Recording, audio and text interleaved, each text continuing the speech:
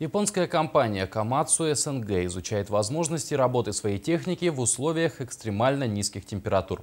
Для этого в Аймиконский район прибыл генеральный директор компании Такацуки Хидеюки.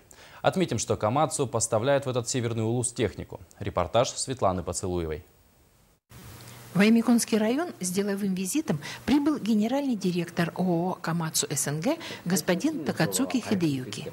В Уснере он и сопровождающие его лица встретились с клиентами фирмы, специалистами общества с ограниченной ответственностью «Янтарь», которые рассказали гостям, как ведет себя поставляемая ими техника в экстремальных условиях низких температур.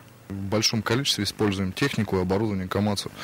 Бульдозера Komatsu, погрузчики Komatsu. Обозначили некоторые направления в дальнейшем, которые способствуют облегчению нашей работы в нашем регионе в условиях Крайнего Севера. То есть, я так понял, будет строительство завода, который будет работать в городе Магадан, на котором будет производиться полностью вся дефектовка, ремонт узлов, агрегатов всей техники Komatsu всего модельного ряда. Гости с большим интересом осмотрели расположенную в поселке производственную базу общества с ограниченной ответственностью «Янтарь».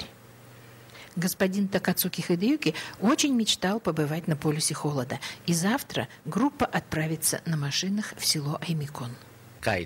Меня согревает мысль о том, что мы действительно полезны вам в этом регионе, вашим людям, которые здесь работают. И с этой мыслью мы будем делать наши машины еще лучше и наши услуги делать более качественными. Светлана Поцелуева, Павел Комин, НВК «Саха», Уснера.